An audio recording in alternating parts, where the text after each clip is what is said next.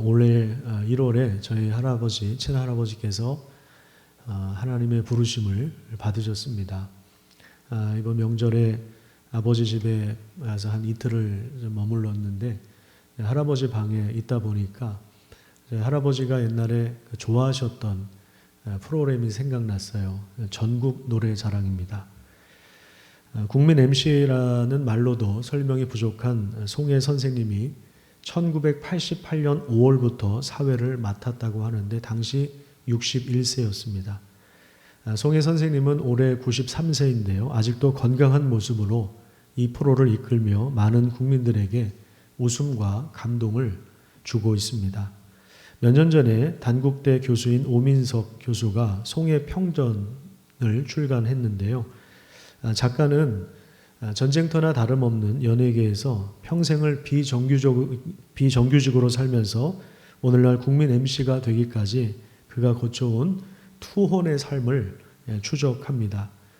저자는 송혜 선생님에 대해서 이렇게 이야기를 합니다. 그는 상실한 자들의 아픔을 누구보다 잘 안다. 우리 사회의 가난한 서민들이 그에게 열광하는 이유가 바로 여기에 있다. 그는 전국 노래자랑을 통해 변방과 주변부에 밀려 있는 많은 사람을 문화의 중앙으로 끌어들인다. 그는 3살 어린아이부터 115세의 할머니까지, 촌부에서 대학 교수까지, 영세 상인에서 대기업 총수까지 소통에 아무런 장애가 없다. 그것은 그의 내면이 늘 사람을 그리워하기 때문이고 사람들 사이의 교제를 인생 최고의 보람이자 즐거움으로 여기기 때문이다. 이렇게 이야기합니다.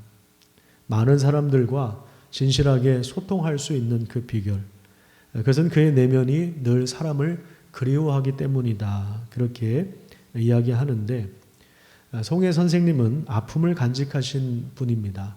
그의 아들은 20살 때 트럭 운전사의 뺑소니 교통사고로 목숨을 잃었습니다. 당시 언론에 공개하지 않았던 사실 하나를 이 책에서 이야기하고 있는데 아들의 사고 당시 목격자가 여러 명 있었다고 합니다. 그래서 운전자를 찾아내는 것이 가능한 일이었지만 그것을 포기했다고 합니다. 그 이유를 물어보니까 참았던 눈물을 터뜨리면서 이렇게 말을 합니다. 트럭을 운전하는 사람이면 생활이 넉넉한 사람은 아니었겠지. 내가 그 사람을 찾으면 그 사람 가족은 또 무슨 수로 생계를 유지하냐고. 그래서 포기했수. 이렇게 대답을 했다고 합니다. 작가는 송혜 선생님에 대해서 이렇게 한 문장으로 말합니다. 그는 모든 것을 다 가졌으나 모든 것을 잃은 사람이다. 이 문장을 뒤집으면 모든 것을 잃었지만 모든 것을 다 가진 사람이라고 이야기할 수 있는데 이런 역설적인 그 표현들이 고린도후서를 읽다 보면 상당히 많이 나옵니다. 고린도후서 6장 8절부터 제가 세 번역으로 한번 읽어드리도록 하겠습니다. 우리는 속이는 사람 같으나 진실합니다. 이름이 없는 사람 같으나 유명합니다. 죽는 사람 같으나 보십시오. 살아있습니다. 징벌을 받는 사람 같으나 죽임을 당하는 데까지는 이르지 않고 근심하는 사람 같으나 항상 기뻐하고 가난한 사람 같으나 많은 사람을 부요하게 하고 아무것도 가지지 않은 사람 같으나 모든 것을 가진 사람입니다. 바울은 3가지 극심한 고통 속에 있었습니다. 첫 번째로 폭력적인 이들의 손에 의해서 살해와 협박을 당하는 삶을 살았습니다. 실제로 죽었다고 마음의 사형 선고를 받은 적이 여러 번 있었을 정도입니다. 두 번째로 아무리 기도해도 낫지 않는 육체의 질병을 안고 살았습니다. 세 번째로 자신이 복음을 전해서 낳은 어찌 보면 영적인 자식들과 같은 고린도 교회에 거짓 목사들이 들어와서 자신과 성도들 사이를 이간질합니다. 근데 안타깝게도 여기에 동조하는 성도들이 나왔습니다. 이 심적인, 내적인 고통이 얼마나 컸을지 짐작하기 어려울 정도입니다. 이런 3번째 이유로 인해서 고린도 후서는 바울이 고린도 교회에 가만히 들어와 있는 이 거짓 교사들, 거짓 목사들에 대항하여서 자신의 사도직을 변호하는 그러한 내용이 대부분입니다. 어찌 보면 참 구차해 보이기도 합니다. 고린도후서를 읽다 보면 꼭 이렇게까지 해야 되나 싶을 정도입니다. 다음 주는 8장과 9장에 나와 있는 내용을 제가 설교할 텐데 8장과 9장은 연보의 중요성을 이야기합니다. 오늘날에 우리가 잘 사용하지 않는 단어인데 연보라고 하는 것은 내어주다, 내어줄 연자, 그 다음에 깊다, 보자입니다. 다른 사람의 헤어지고 찢어진 것을 내 것을 내어주어서 메워주는 그것이 연보라고 하는 개념인데 오늘날로 말하면 구제헌금이죠. 예루살렘 교회가 어려움을 겪고 있는데 그 구제헌금을 요청하는 내용이 8장 9장에 나옵니다. 다음 주는 제가 이제 그것을 설교할 텐데요. 고린도후서 전체적으로 살펴보면 고린도후서 8장 9장을 빼놓고는 대부분 다 내용이 바울이 자기 변호를 하고 있는 그런 내용이 나옵니다. 자신의 권위를 무너뜨리고 사도직을 깎아내리는 자들을 향해서 자신의 인격과 사역을 변호하는 내용이 거의 다 담겨 있는 것입니다. 오늘 본문도 좀 이러한 배경 속에서 읽어야 합니다. 고린도후서 2장 17절을 먼저 한번 보십시오. 거기 보면 자신을 대적하는 거짓 목사들에 대해서 뭐라고 이야기하냐면 하나님의 말씀을 어떻게 한다고 이야기합니까? 하나님의 말씀을 혼잡하게 하는 자들이다 이렇게 이야기합니다. 여기서 이제 혼잡하다라고 하는 단어는 물건을 팔아 이익을 남기다, 장사한다 이런 의미를 가지고 있습니다. 바울이 자리를 비운 사이에 교회에 가만히 들어와서 이 사람들이 말씀을 가지고 장사하고 있었던 것입니다. 말씀을 자기 이익의 재료로 삼았던 것입니다. 외모와 학벌을 자랑합니다. 유명한 자들의 추천서에 의지합니다. 자신의 영적 체험과 능력을 과시합니다. 이들을 향해서 바울은 말씀 가지고 장사하는 사람들이다 이렇게 규정하면서 이와 대조하여서 자기 자신에 대해서는 순전한 사역자다 이렇게 이야기합니다. 17절을 보면 순전함으로 하나님께 받은 것 같이, 순전하다라고 하는 것은 진실하다라고 하는 말이죠. 나는 진실한 사역자다 이렇게 이야기하는 것입니다. 그러면서 이제 3장으로 들어오면 우리가 다시 자천하기를 시작하겠느냐.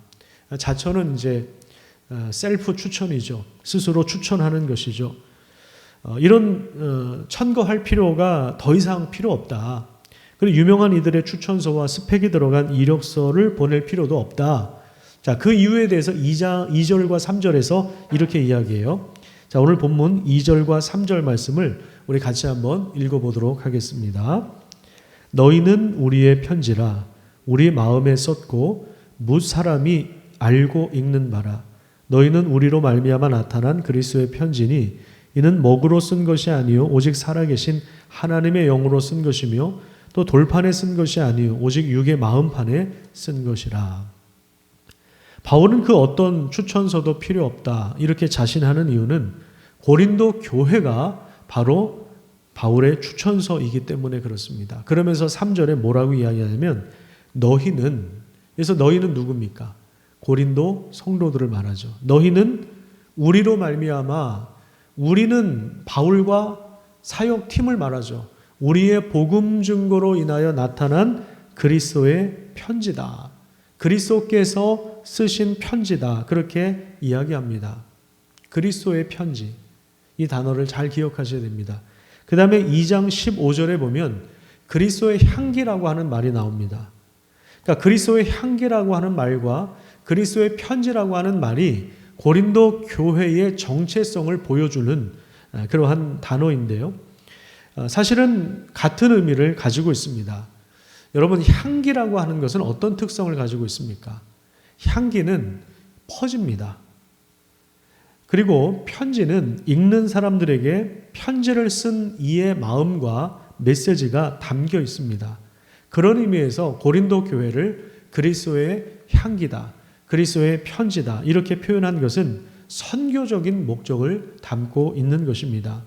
하나님은 고린도 지역에 있는 사람들을 위해서 고린도 교회를 세운 것입니다. 편지는 누군가에게 읽히는 것이죠. 그런 것처럼 고린도 교회 성도들의 삶은 누군가에게 읽히는 것입니다. 고린도 교회 성도들의 삶을 통해서 사람들은 하나님의 메시지를 읽을 수가 있는 것입니다. 그리스도의 향기를 맡을 수가 있는 것입니다. 그들의 삶을 관찰해 보면 거기에서 그리스도가 읽혀진다라고 하는 것이죠. 선교적인 목적으로 고린도 교회를 세웠다는 사실들을 이 그리스도의 향기다, 그리스도의 편지다 이런 단어들을 통해서 은밀하게 보여주고 있는 것입니다. 자, 그런데 여기서 또 한 가지 중요한 게 있는데 그게 뭐냐면 이 편지가 어떻게 쓰여졌느냐라고 하는 것입니다. 3절을 다시 자세히 보시면 돌판에 먹으로 쓴 것이 아니라 하나님의 영, 즉 성령으로 마음에 쓰신 편지라고 말씀하고 있습니다. 이 부분이 상당히 중요합니다.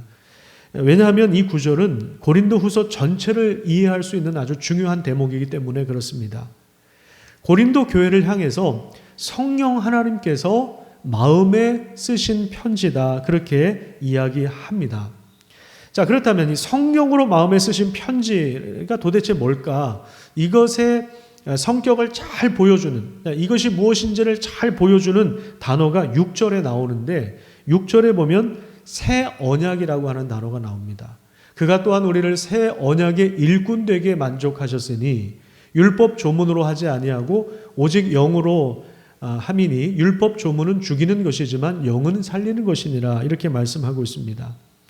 여기 새 언약이라고 하는 것이 성령으로 마음에 쓰신 글씨라고 하는 단어를 이해하게 해주는 가장 중요한 단어입니다. 자, 그렇다면 새 언약이 무엇일까요? 바울이 우리는 새 언약의 일꾼으로 부르심을 받은 사람입니다. 이렇게 이야기했는데 새 언약이 무엇일까요? 여러분, 새 언약이 있으면 또 무슨 언약이 있겠습니까? 옛 언약도 있겠죠. 그러니까 그냥 언약이라고 하지 않고 새 언약이라고 한 이유는 옛 언약과 비교하고 대조하기 위해서입니다. 자, 그러면 이제 새 언약이 뭔지를 이해하기 위해서는 옛 언약이 뭔지도 한번 살펴봐야 될 텐데 옛 언약을 먼저 한번 살펴보겠습니다. 옛 언약이 무엇이겠습니까? 6절을 다시 한번 자세히 보십시오. 6절에 보면 율법 조문이라고 하는 단어가 나오죠. 조문이라고 하는 것은 장례식에 조문 다녀온다 그 조문이 아니라 기록되고 새겨진 것, 이게 이제 조문입니다. 그래서 3절에 보면 돌판에 먹으로 썼다는 표현이 아마 십계명을 주실 때 돌판에다 기록한 것을 염두에 둔 표현으로 보이는데 이제 율법이 바로 옛 언약이라고 할 수 있어요. 율법 조문이 바로 옛 언약이에요. 자, 그런데 이상한 게 율법을 죽이는 것으로 표현합니다. 여러분, 율법 좀 이상하지 않아요? 율법은 좋은 겁니까? 나쁜 겁니까? 시편 1편에 보면 복 있는 사람이 어떤 사람이라고 했죠? 율법을 주야로 묵상하는 사람이다. 율법은 영혼을 소성하게 한다. 시편 19편에 보면 율법은 완전하다. 율법은 하나님의 말씀입니다. 하나님의 뜻이 담겨 있고 하나님의 의로움이 담겨 있고 하나님의 성품이 담겨 있는, 그래서 그 율법을 통해서 우리는 하나님을 알게 되고 하나님의 성품을 알게 되고 하나님의 뜻이 무엇인가를 분별하게 됩니다. 우리가 주일마다 교독하는 십계명도 바로 율법이죠. 하나님의 말씀이며 이스라엘과 맺으신 언약입니다. 자, 그렇다면 율법이 왜 나쁜 겁니까? 왜 이렇게 부정적인 뉘앙스가 있습니까? 왜 율법을 죽이는 것이라고 이야기하고 있습니까? 여러분들이 참 좋아하시는 말씀 신명기 28장 다 아시죠? 뭐 들어와도 복을 받고 나와도 복을 받고 성읍에서도 복을 받고 들판에서도 복을 받고 뭐 우양의 새끼도 복을 받고 자식들도 복을 받고 다 복을 받는다. 이거 얼마나 좋아하는 말씀입니까? 그런데요, 신명기 28장을 전체적으로 보면요, 율법에 순종했느냐 불순종했느냐에 따라서 복과 저주와 생명과 사명이라고 하는 전혀 다른 결과가 나온다는 것을 확인할 수가 있습니다. 율법에 순종하면 생명과 복을 얻을 수 있지만 이상하게도 이스라엘 백성들의 역사를 살펴보면 율법이 복과 생명을 주지 못하고 항상 그들을 정죄하고 사망에 이르게 하는, 죽음에 이르게 하는 결론이 나온다는 것을 확인할 수가 있습니다. 그러니까 구약 성경을 읽어보면 항상 이런 내용이 반복되는 거예요. 이사야나 예레미야나 에스겔, 자, 이런 선지서를 읽어보면 물론 지금 우리가 가지고 있는 이 개역 성경은 굉장히 점잖게 나왔습니다. 굉장히 점잖게 나왔는데요. 예를 들어서 뭐 유진 피터슨이 번역한 메시지 성경이나 이런 데를 보면요, 아주 신랄하게 욕이 나옵니다. 신랄한 욕이 나와요. 근데 그 학자들 얘기를 들어보면 그게 맞대요. 그 표현이 맞대요. 이 성경은 너무 점잖게 표현했다라는 거예요. 하나님이 막 욕을 하시는 거예요. 선지자들을 통해서 하나님의 진노를 퍼붓는 거예요. 우리 선지서들을 읽어보면 항상 그 얻어 터지는 내용이 나오는 것입니다. 이스라엘 백성들 때문에 하나님이 화가 나셔서 그 진노를 선지자들을 통해서 붓는 그 내용이 이 구약 성경의 대부분 선지서들이에요. 우리가 옛날에, 요즘에는 뭐 다 자녀들을 1명, 2명 낳고 그러니까 얼마나 다 이뻐요. 이쁘고 그러니까 정말 많은 관심을 기울이고 많은 사랑을 주고 뭐 오냐오냐 키우고 정말 정성 들여서 키우잖아요. 그런데 우리 옛날 그 부모님들은 뭐 삶이 팍팍하기도 하고 그래서 그런지 자녀들도 많고 그래서 그런지 참 그 심한 욕설과 함께 또 이렇게 폭력으로 다스리는 경우가 상당히 많았죠. 또 특히 이제 아들을 키우는 집에서는 말을 안 들으니까 막 이렇게 입에서 거친 소리가 나오고 또 안 되면 패서라도 사람 만들려고 하고 그래도 얼마나 그게 속상한 거예요. 그래도 안 되면은 이제 호적에서 판다 뭐 이런 얘기도 하고 그 속상함을 다 이렇게 나오는 그것처럼 이사야서나 예레미야서나 에스겔서 이런 선지서들을 읽으면 우리가 그런 하나님의 속상함을 느낄 수가 있는 것입니다. 이게 율법이 뭔가 하자가 있어서 옛 언약이라고 할 수 있는 율법에 뭔가 문제가 있어서 그런 것이 아니라 자꾸만 율법이 사람을 변화시키지 못하고 오히려 그 사람의 죄를 드러나게 하고 저주와 심판과 사망 가운데로 몰고 있다라고 하는 사실을 우리가 구약 성경을 통해서 확인할 수 있는데 이것은 율법에 문제가 있어서가 아니라 인간이 하나님을 반역한 이후에 그 율법을 지킬 수 있는 능력을 상실해 버렸다라고 하는 자명한 사실을 보여주고 있는 것입니다. 길고 긴 이스라엘 역사를 통해서 하나님은 그것을 보여주고 있는 것입니다. 그래서 필요한 것이 뭐냐면 새 언약이에요. 옛 언약, 율법 때문에 백성들이 복을 받는 것이 아니라 백성들이 변화되는 것이 아니라 오히려 정죄 받고 오히려 저주를 받고 심판을 받고 죽음에 처하니까 이제는 새 언약이 필요한 것입니다. 자, 그러면 새 언약은 도대체 뭐냐? 새 언약이라고 하는 것은요, 옛 언약과 전혀 다른 새로운 종류의 언약이라서 새 언약이라고 이야기한 것이 아니라 옛 언약을 성취한다. 이런 면에서 새 언약이라고 구분을 그렇게 하는 것입니다. 우리 누가복음 한번 찾아보겠습니다. 누가복음 22장 한번 찾아보시죠. 누가복음 22장 18절부터 보시면 이런 말씀이 나옵니다.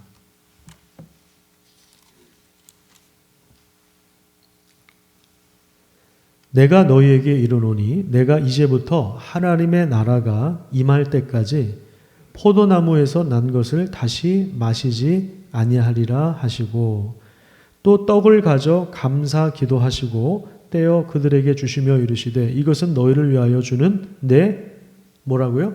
내 몸이다. 너희가 이를 행하여 나를 기념하라 하시고 저녁 먹은 후에 잔도 그와 같이 하여 이르시되 이 잔은 내 피로 세우는 무슨 언약이다고요? 내 피로 세우는 새 언약이다. 이렇게 말씀하고 있습니다. 십자가에 돌아가시기 전에 제자들이 기억하고 기념하도록 마지막 만찬 자리를 마련하신 이 자리에서 자기 죽음이, 십자가에서의 죽음이 새 언약의 내용을 성취하는 것을 보여주고 있는 것입니다. 그러니까 예수님의 십자가 처형은 율법 때문에 발생하는 저주와 심판과 모든 죽음을 짊어지신 것입니다. 예수님은 십자가에서 온 인류를 향한 하나님의 모든 심판을 담당하신 것이죠. 그 온 인류 안에는 우리도 포함되어 있습니다. 우리가 받아야 할 정죄, 우리가 받아야 할 저주, 우리가 받아야 할 심판, 우리가 당해야 할 고통과 죽음을 예수님이 십자가에서 홀로 담당하신 것이죠. 그래서 성취하신 것이 뭐냐면 바로 새 언약을 성취하신 것입니다. 이 내용은 이미 구약에서 예고한 것입니다. 자, 예레미야 31장도 한번 찾아보겠습니다. 예레미야 31장. 여기 보면 참 재밌는 내용이 나옵니다. 예레미야 31장을 확인하겠습니다. 암송하기도 편해요. 31장 31절입니다. 새 언약에 대해서 잘 보여주고 있는 말씀입니다. 31절에 보면 1101페이지에 있습니다. 구약성경 1101페이지에 있는데 여호와의 말씀이니라 보라 날이 이르리니 내가 이스라엘 집과 유다 집에 어떤 언약을 맺는다고요? 새 언약을 맺는다. 이렇게 말씀하고 있습니다. 그러면서 32절에는 그 새 언약의 내용이 어떤 내용인가 하는 것을 설명해 주고 있습니다. 이 언약은 앞으로 맺을 새 언약은 내가 그들의 조상들의 손을 잡고 애굽 땅에서 인도하여 내던 날에 맺은 것과 같지 않다. 자, 그러니까 옛 언약과 다르다. 내가 그들의 조상들의 손을 잡고 애굽 땅에서 인도하여 내던 날에 맺은 것, 이게 옛 언약이에요. 율법을 가지고 언약을 맺은 것. 내가 그들의 남편이 되었어도 그들에 대해 언약을 깨뜨렸음이라 여호와의 말씀이니라. 그러니까 마치 이렇게 남편이 자기 아내를 손을 잡고 같이 가자, 약속하고 우리 사랑을 나누자 약속하고 갔는데, 그런데 아내가 그 남편의 손을 뿌리치고 다른 남자에 가서 간음을 저지르고 순결을 잃어버리고 거룩함을 잃어버리는, 이것을 옛 언약 율법으로 표현하고 있는 것입니다. 안 되겠다. 안 된다는 것이 명확해지니까 이제 33절에 보면 그러나 그날 후에 내가 이스라엘 집과 맺을 언약은 이러하니 곧 내가 나의 법을 자 어디다 둔다고요? 이제 손잡고 나가는 게 아니라, 약조하는 것이 아니라 그냥 서약하고 사랑합시다. 눈이 오나 비가 오나 당신만을 사랑하겠습니다. 이게 아니라 이제는 그들의 속에 둔다. 그들의 마음에 기록하겠다. 그래서 나는 그들의 하나님이 되고 그들은 내 백성이 될 것이다. 하나님과 온전한 관계를 맺을 수 있도록 하는, 이게 바로 새 언약이다라고 하는 것입니다. 새 언약. 이게 정말 놀라운 거죠. 그 마음에 아예 하나님의 법을 심어주겠다라는 거예요. 그래서 그 마음이 새롭게 변화되게 하겠다라고 하는 거예요. 그 마음을 새롭게 하시겠다. 단지 돌판에 먹으로 붓으로 언약의 내용을 써놓고 서로 약조하고 합의문 가지고 있어서 잘 지키자 뭐 이런 정도가 아니라 우리 마음속에 하나님의 말씀을 새겨주시는 거예요. 아까 고린도후서 3장에 뭐라고 했습니까? 하나님의 영으로 마음에 쓰신 글씨라고 했잖아요. 그게 그리스도의 편지, 그리스도께서 쓰신 편지라고 이야기했잖아요. 무슨 얘기입니까? 율법은 사람을 변화시키지 못하고 오히려 정죄와 죽음을 가져왔습니다. 하지만 율법을 통해 우리에게 알려주신 하나님의 뜻은 우리에게 참된 생명을 가져옵니다. 그 하나님의 뜻, 그 하나님의 의도를 우리에게 알려주시는 분이 있는데 그분이 바로 성령 하나님이십니다. 고린도전서 2장 10절에 보면 성령은 모든 것, 곧 하나님의 깊은 것까지도 통달하신다 이렇게 말씀하고 있습니다. 새 언약의 내용은 그리스도의 죽음과 부활을 통해 성취되었고, 그리고 이 복음의 내용을 실제로 성령님이 오셔서 우리에게 깨닫게 하시고 적용하셔서 구원을 얻도록, 참된 생명을 얻도록 역사하시는 것입니다. 그래서 바울은 고린도 성도들에게 이 복음을 전해 주었습니다. 이것이 바로 새 언약의 직분입니다. 이 귀한 복음을 전해 준 것이죠. 그렇기 때문에 이런 사역을 하는 사역자가 세상에 무슨 유명한 사람의 추천서가 필요하고 무슨 학력이 필요하고 이걸로 그 사람을 증명할 수 있겠느냐라고 하는 것입니다. 예를 들어서 대기업에서 사람을 채용할 때는 학교를 어디 나왔는지 볼 수 있겠죠. 이 사람이 무슨 자격증을 가지고 있고 무슨 기술을 가지고 있고 무슨 경력을 가지고 있는지 그런 어떤 이력서에 나와 있는 내용을 살펴봐야 되겠죠. 그런데 교회에서 목사를 청빙하는데 왜 학력을 봐야 되고 왜 박사학위를 봐야 되고 왜 스펙을 봐야 되느냐라고 하는 것이죠. 바울이 지금 그 얘기를 하고 있는 것입니다. 교회가 크다고 대형 교회라고 대형 복음이 있고 소형 교회는 소형 복음이 있는 것이 아니라고 하는 것입니다. 바울의 자신감이 어디서 나오는 것입니까? 외모에서 나오는 게 아니라는 거죠. 학력이나 업적이나 스펙과 같은 이력서에서 나온 어떤 거기에서 나오는 것이 아니라, 왜냐하면 그가 전파했던 것은 바로 예수 그리스도이기 때문에 그렇습니다. 고린도후서 4장 5절에 보면 그는 자기를 전파하는 것이 아니라 자신의 영향력을 드러낸 것이 아니라 오직 그리스도가 주님이심을 드러냈다고 말씀하고 있습니다. 우리 한번 찾아보시죠. 고린도후서 4장 5절 보면 자기를 전파하는 게 아니에요. 자기를 홍보하는 것도 아니고요. 우리는 우리를 전파하는 것이 아니라 오직 그리스도 예수가 주님이시라고 하는 것. 그리고 우리가 예수를 위하여 우리가 너희의 종이 되었다라고 하는 것을 전파합니다. 그렇게 이야기하고 있는 것입니다. 그러니까 바울이 지금 고린도후서를 통해서 구차하게 자기를 변호하는 것, 그 이유가 뭐냐면 자기 명예가 손실돼서 억울해 죽겠어서 그렇게 자기 변호를 하는 것이 아닙니다. 자기가 전했던 복음이 훼손되기 때문에 자신의 사도적 권위가 무너져 내리면 자기가 전했던 그 복음이 훼손되고, 복음이 훼손되면 그게 교회를 얼마나 어지럽히고 얼마나 교회를 망가뜨리는지 알기 때문에 그 질서를 바로 세우기 위하여 자신의 사도직에 대하여 나는 새 언약의 일꾼이라고 하면서 자기 자신을 변호하는 것입니다. 자기를 위해서 변호하는 것이 아니라 교회 살리려고 자기를 변호하고 있다, 이 말입니다. 바울은 복음을 전하는 과정에서 많은 고난을 받았기 때문에 인간적으로는 상처를 왜 안 받았겠어요? 마음이 상하죠. 낙심할 때도 많았죠. 그래서 4장 7절에 뭐라고 고백합니까? 아주 유명한 고백이죠. 이 보배를 어디에다 담고 있다고 이야기합니까? 이 보배를 질그릇에 담고 있다. 질그릇이 뭡니까? 흙으로 구워서 외부 압력이나 충격을 받으면 쉽게 깨지는, 이게 질그릇이에요. 아주 연약한 그릇이죠. 근데 우리가 질그릇과 같은 존재다, 그렇게 이야기하는 거예요. 쉽게 상하고 쉽게 깨지는 거예요. 그런데 하나님은 이 보배가 뭡니까? 지금까지 제가 설명한 새 언약의 모든 내용들, 하나님이 그 법을 아예 우리 마음속에 새겨주시고 우리의 하나님이 되신다라고 하는 것. 이 놀라운 보배를, 이 복음의 영광을 질그릇과 같은 우리에게 담겨주셨다라는 거예요. 이게 참 너무 신비로운 거예요. 이게 너무 신비로운 것입니다.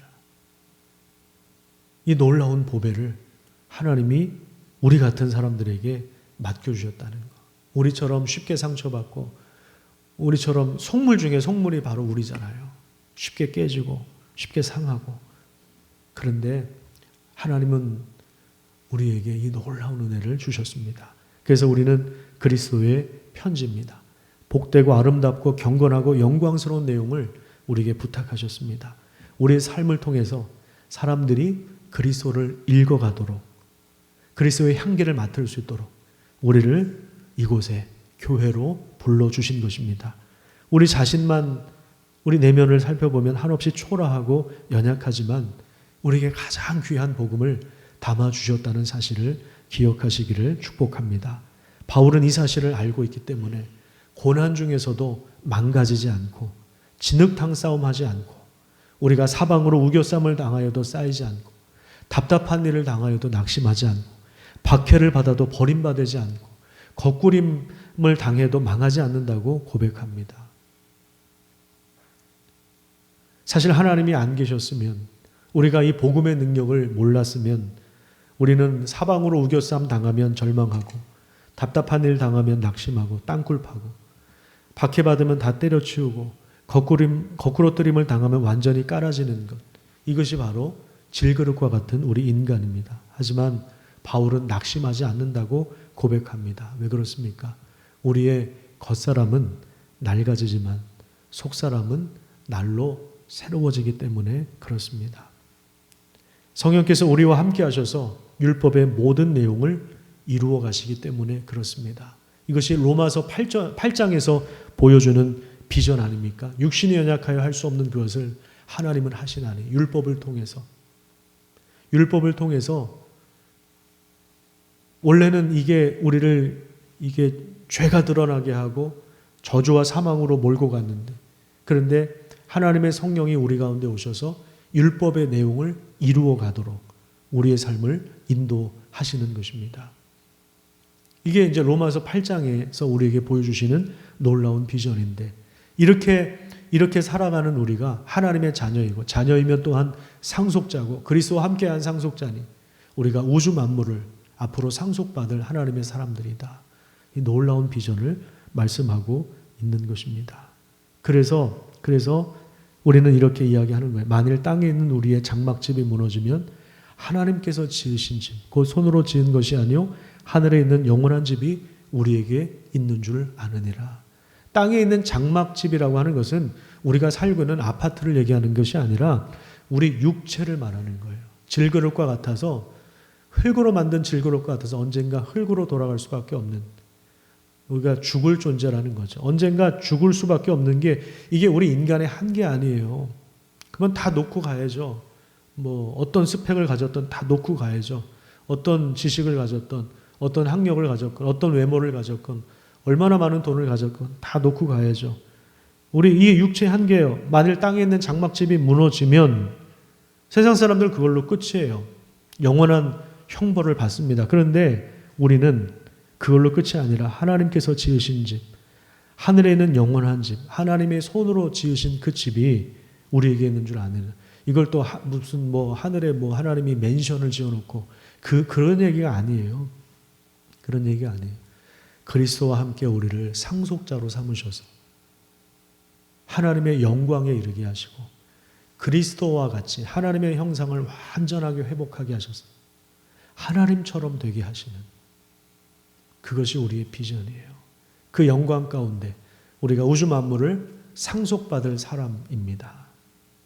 겨우 아파트 30평 그 정도 얘기하는 게 아니에요. 지금 이 스케일 자체가 다릅니다. 우리 그리스도인들은 그러니까 아파트 50평짜리, 10억짜리, 20억, 여기에 목숨 거는 사람들이 아니에요. 우리 그리스도인들은. 우리는 스케일이 다른 사람들입니다. 그리스도와 함께 이 세상을 상속받을 사람들입니다. 이게 다 우리 아버지 건데 우린 스케일이 다른 사람들이죠. 그래서 우리가 잠시 받는 고난이 있지만 하나님의 이 과정을 통해서 더 크고 영원한 영광을 이루어 가십니다. 그래서 우리가 주목하는 것은 보이는 것이 아니라 보이지 않는 것입니다. 5장 9절을 한번 볼까요? 죄송합니다. 5장 7절에 보시면 이는 우리가 믿음으로 행하고 보는 것으로 행하지 않는다. 보이는 것에 주목하는 것이 아니라 보이지 않는 것에 주목하는 사람. 이게 바로 믿음이죠. 그리고 5장 16절 보세요. 5장 16절 보면 가치관이 바뀌어요. 가치관이 바뀝니다. 그러므로 우리가 이제부터는 어떤 사람도 육신을 따라 알지 않는다. 그러니까 세상의 기준과 어떤 가치에 따라서 그 사람을 평가하지 않는다라고 하는 거예요. 우리는 어떻게 평가합니까? 일단 잘생겨야 되죠. 일단 잘생겨야 돼요. 우리 딸도 지금 하여튼 잘생긴 사람 보면 너무 좋대요. 안구가 정화되고 기분이 좋아진대요. 방탄소년단에 빠져 있는데 잘생기면 다 용서된대요. 실수한 것도 용서되고. 근데 세상 사람들의 기준, 그게 아니라 우리가 이제부터 어떤 사람도 육신을 따라 알지 않는다. 왜요? 그리스도 때문에.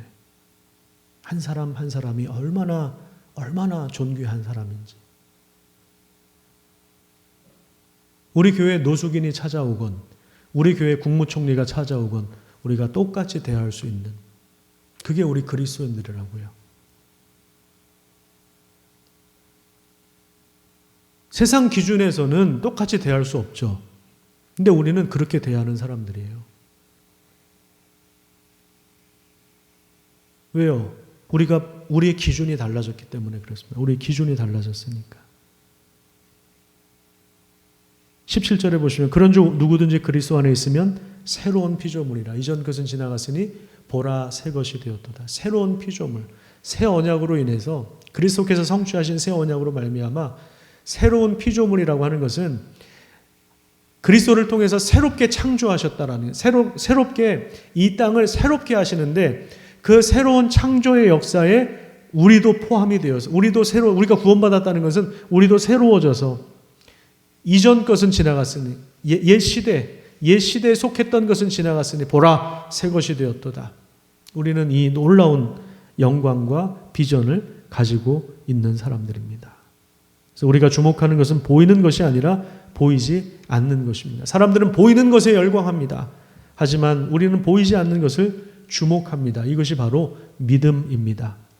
93세에도 당당히 무대에 서서 많은 사람들과 소통을 하면서 웃음을 주는 직분. 아까 그 평전 제목이 나는 딴따라다. 딴따라라고 하는 말은 그 옛날에 요즘은 연예인들이 아주 인기 있는 유망 직업이 됐지만 옛날에는 그거를 아주 이렇게 저속하게 부른 표현이 딴따라이거든요. 그래서 옛날에는 이 길로 걸어가면은 집안에서 완전히 그냥 그렇게 못 가게 막 그랬잖아요. 어디 그런 일을 하냐고. 요즘에는 뭐 얼마나 옛날 애들 이렇게 물어보면 커서 모델 되고 뭐 대통령 되고 과학자 되고 뭐 이런 얘기를 했는데 요즘 애들은 다 연예인 된다 그러고 연예인 된다 그러고 가수 된다 그러고 뭐 유튜버 된다 그러고 그러잖아요. 근데 옛날에는 딴따라라 그랬어요. 딴따라. 그런데 자기가 딴따라임에도 불구하고 정말 그 최선을 다하고 이분은 전국 노래자랑에 올린 그 지역에 하룻밤 전에 가가지고 목욕탕을 간다 그러더라고요. 거기서 사람들과 만나고 소통하고 자기 직분에 최선을 다할 때 93세가 되도록 그 자리를 지키고 이 얼마나 우리에게 감동을 줍니까? 사람들의 마음을 알아주고 읽어주고 위로해주는 이 직분도 귀한데 그런데 영원한 말씀을 우리 마음속에 깊은 곳에 새겨주시고 깨닫게 하시고 그 말씀을 따르게 하시고 그리스도와 함께 우주 만물을 다스릴 소망이 담겨있는 이 복음을 전하는 직분, 새 언약의 직분은 얼마나 더 귀한 것이겠습니까? 우리가 바로 이 새 언약의 직분을 받은 사람들입니다. 역할은 다르죠. 저는 목사로서의 역할을 하는 것이고 여러분들은 장로로서의, 권사로서의, 집사로서의, 성도로서의 역할을 하는데 우리 모두가 다 받은 직분이 뭐냐면 이 새 언약의 직분입니다. 이 새 언약의 직분을 받은 거예요. 우리가 그리스도의 편지입니다. 그리스도의 향기입니다. 성령 하나님이 우리 가운데 함께 하셔서 하나님의 마음을 깨닫게 하시고 하나님의 뜻을 헤아리게 하시고 분별력을 가지고 우리를 살도록 인도하시고 그리고 예수 그리스도와 사람들을 연결시켜서 하나님과 세상을 연결시켜주는 이 복된 직분으로 우리를 부르신 것입니다. 이 귀한 영광을 우리가 함께 누리고 바른 믿음 안에서 살아가는 그런 귀한 삶을 살아가시기를 부탁드리겠습니다.